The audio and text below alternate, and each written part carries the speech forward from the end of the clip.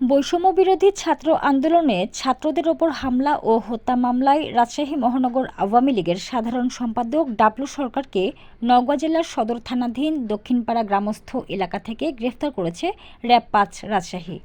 ছাত্র জনতার ওপর হামলা ও হত্যা মামলায় রাজশাহী মহানগর আওয়ামী লীগের সাধারণ সম্পাদক ডাবলু সরকারকে গ্রেফতার করেছে র‍্যাব-৫-এর সদস্যরা।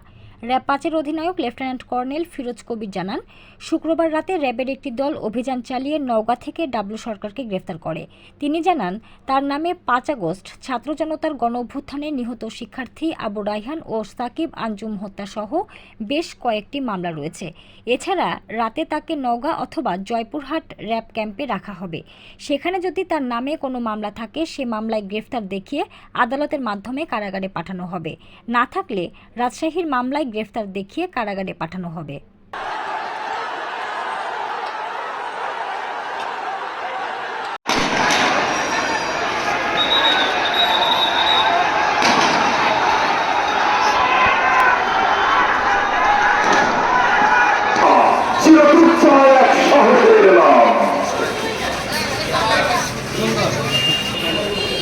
সিয়ামকে দেখতে চলে এসেছেন, আমাদের অনুরোধ এনারা একটি জায়গায় থাকুন।